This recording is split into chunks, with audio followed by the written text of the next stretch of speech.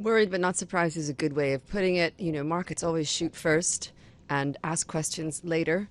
There was every reason to expect a bonanza following a Trump victory, and that is indeed what we're seeing, particularly in the deal-making pipeline as well as market euphoria. But being based here in London and talking to clients, particularly in EMEA and Asia, there is a lot of what you just described, which is a sense that there's euphoria now. How long can it last before kind of reality bites? We know that Trump's policies are inflationary, so nobody wants to miss the rally. But at what point do animal spirits give way to the possibility of roadkill? How prepared were your clients for the results that we got? I would say all year, probably peaking in June, before Biden dropped out of the race, the assumption was of a Trump victory. That took a wobble following Harris and the vibe shift.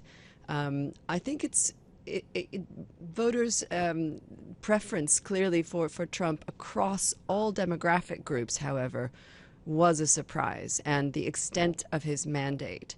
And I think that's something worth taking on board. I mean, it was expected that Trump would win, but remember when he won in 2016, he lost the popular vote, and the number of votes was 77,000 across 3 or 4 swing states. We've got a completely different shape of victory here, but we've also got a very different economic backdrop post-COVID and in this inflationary environment. I mean, when you think about why Kamala Harris lost or where the Democrats go from here, do you really care?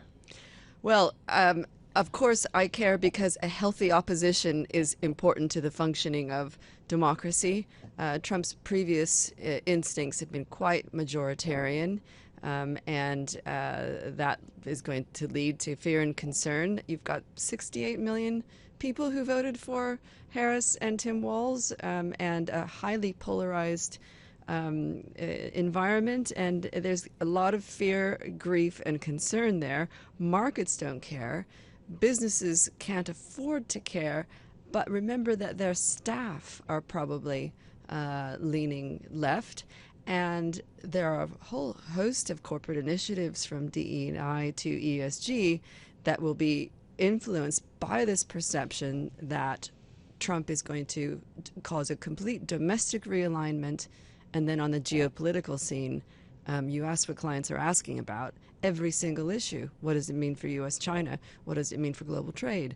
What does it mean for Israel and the Middle East, Russia, Ukraine, you name it? There isn't a topic that isn't, considered to be now wide open. That's interesting about businesses shifting on perception, because of course we've got another 10 weeks or so before Donald Trump actually takes over in the White House as well. So businesses are already moving on the expectation of what's going to come on issues like DEI. Well, any responsible business would have been thinking particularly about tariffs. And so I think that positioning took place earlier. And in the United States, the backlash against the DE&I agenda was already happening at the state level, don't forget. So the states that were unfriendly to that agenda.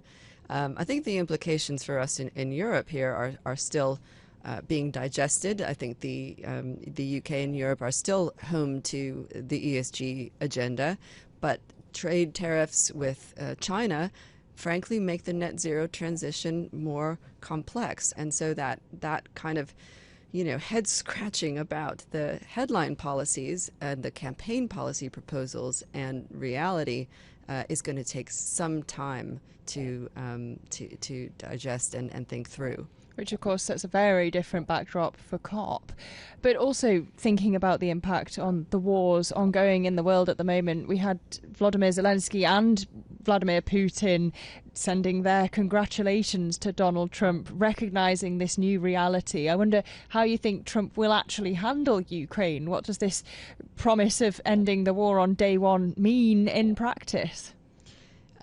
I think that is one campaign promise that he will not be able to keep. I think he's more likely to move forward on the mass deportations campaign promise than that one.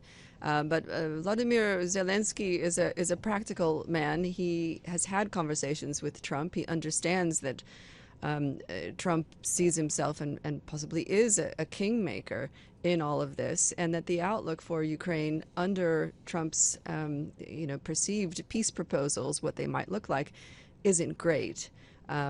It would be rational for both combatants to seek to increase their negotiating position in the months ahead, and that's why this 10-week lame duck period, whether we're talking about the Middle East or Russia-Ukraine, probably means the conflict continues in order to prepare for those likely negotiations. But I think 2025 we'll see diplomatic efforts in both of these major conflicts begin. I'm curious as to how businesses are feeling about this in-between period now, in terms of, is everything on hold? Is all investment being paused? Are businesses repositioning and making spending decisions now, or are we going to be in stasis now for months? Well, it's budget season, so businesses have to move forward. And there have been, and I've been part of enough conversations in boardrooms about trying to anticipate this outcome to know that it's very heavily on leaders' minds. Again, from an M&A perspective, that bonanza is very much in motion, in progress from a market's perspective. I think supply chains, one of the biggest geopolitical risks that have weighed upon the system, that bottleneck seems improved. It kind of fell below the radar, but the Houthi rebels said that they would cease their operations in the Red Sea. Jockeying for position in a Trump world is going to be the main preoccupation of every company and every country. And that is a place we just haven't been before.